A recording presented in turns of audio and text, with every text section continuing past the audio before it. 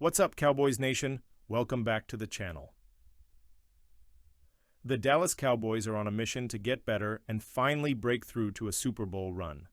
That means this offseason is going to be crucial, and one of the biggest questions right now is how they'll improve the wide receiver group. His name has been floating around in trade rumors, and we know he and CeeDee Lamb have mutual respect for each other. But is this actually possible? Could the Cowboys pull off a blockbuster move for Adams? Today, we're breaking down the real story behind these rumors, what sources are saying, and whether or not Adams to Dallas is even realistic. But before we dive in, hit that like button, subscribe to the channel, and turn on notifications so you never miss a Cowboys update. All right, let's get into it. First, let's address the biggest misconception out there. Yes, the New York Jets are looking to move on from Adams. After already deciding to part ways with Aaron Rodgers, they've made it clear that they're also willing to trade Adams before the new league year begins. NFL insider Ian Rappaport reported the Jets are now taking calls on star WR Davante Adams, open to trading him prior to the start of the league year. No surprise with his $38.2 million cap number. So yes, Adams is available, but here's the key detail. Dallas isn't trading for him. A source from CowboysCountry.com shut down the idea of Dallas making a trade for Adams, saying there's no way that's happening. Why? Because Adams' contract is simply too expensive. At $38.2 million against the cap, no team in the league, not just the Cowboys, is willing to take on that financial burden in a trade, and that means one thing. If Adams leaves New York, it will be because he gets released, not traded. Now, here's where things get interesting. If the Jets cut Adams, it would save them over $29 million in cap space if done before June 1st. If they designate him as a post-June 1st cut, that number jumps to $36 million. So make no mistake, Adams is leaving the Jets, one way or another. But here's the problem for Cowboys fans. Adams has said in the past that he wants to play on the West Coast. He has strong ties to Aaron Rodgers, meaning he could follow him to his next destination.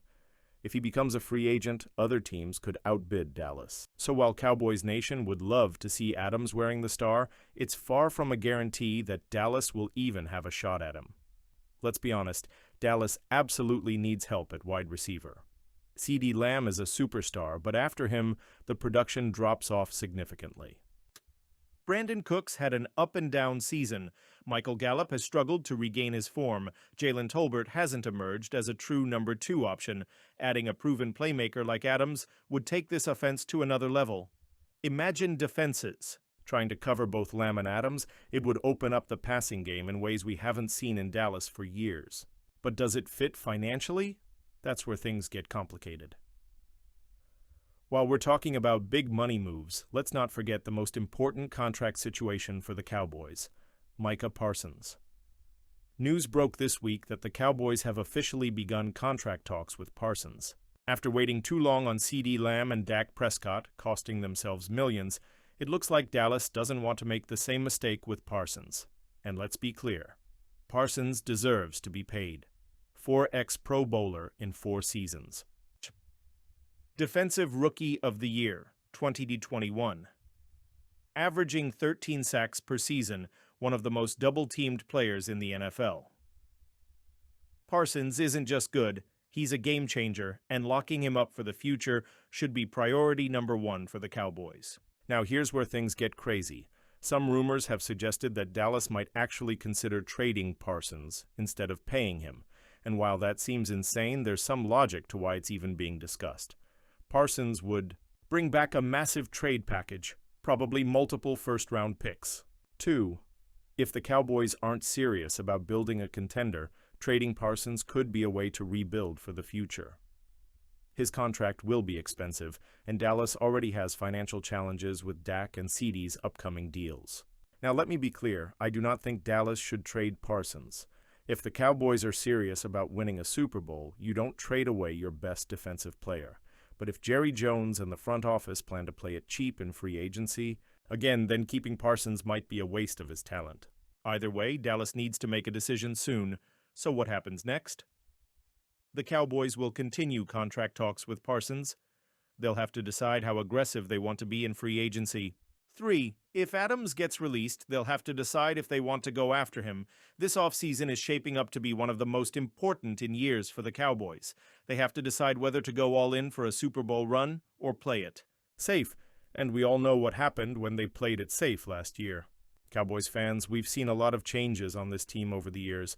There was a time when Jerry Jones would spend big money on big names, swinging for the fences in free agency, but lately, the Cowboys have been much more conservative, focusing on keeping their own players rather than bringing in outsiders. Sometimes that's been a good thing. Sometimes, not so much. Now, one of the biggest questions this offseason is, will Dallas bring back DeMarcus Lawrence? Tank has been a Cowboys cornerstone since 2014. He's one of the longest tenured players on the team, and more importantly, he wants to stay in Dallas. But will the Cowboys pay him? That's the big question. The leadership factor. Oh, captain, my captain. Let's start with something that doesn't show up in the box score. Leadership. DeMarcus Lawrence is one of the most respected voices in the Cowboys locker room. He's been a captain for years. He's helped mentor young defensive linemen like Osa Odigizua and Sam Williams. He sets the tone for the defense with his toughness and relentless motor. When Micah Parsons entered the league, who do you think helped show him the ropes? That's right, Tank. Losing a leader like that is bigger than just stats. It's about the identity of the defense, and right now the Cowboys can't afford to lose that. Still dominant in the trenches now, I know what some of you are thinking. But Tank doesn't put up big sack numbers anymore, and you're right, his sack numbers have declined. He had 3.0 sacks in 2024. He hasn't hit double-digit sacks since 2018. But here's the thing. Lawrence does so much more than just rush the passer. Run defense. He's one of the best edge setters in the NFL. Pressures. He still gets to the QB, even if it doesn't always result in sacks. Versatility. He can play inside, outside, stand up, or put his hand in the dirt. In today's NFL, everyone focuses on pass rush, but guess what? Stopping the run still matters. Lawrence commands double teams, closes running lanes, and does the dirty work that makes everyone around him better. And let's be real. When the Cowboys' defense struggled last season, a big part of it was their inability to stop the run. Letting Tank walk would only make that problem worse. The Eberflus factor. Why Tank fits the new defense now? Let's talk about Matt Eberflus, the Cowboys' new defensive coordinator. Eberflus is bringing in a different scheme, and one of the biggest keys to his system is having disciplined physical defenders who can set the edge and stop the run. That's literally what DeMarcus Lawrence does best.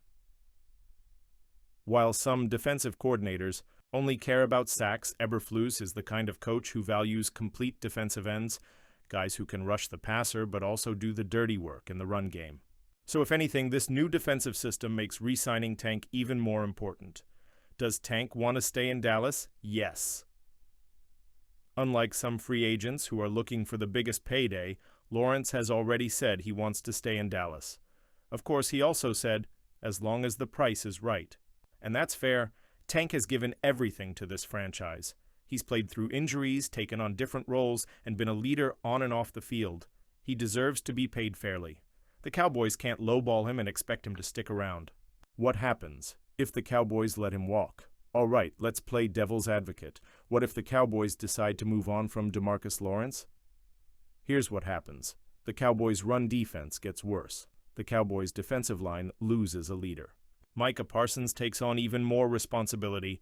The locker room loses a veteran presence. And let's not forget, if Dallas lets Tank walk, they have to replace him. Do we really trust a rookie or cheap free agent to do what Lawrence does?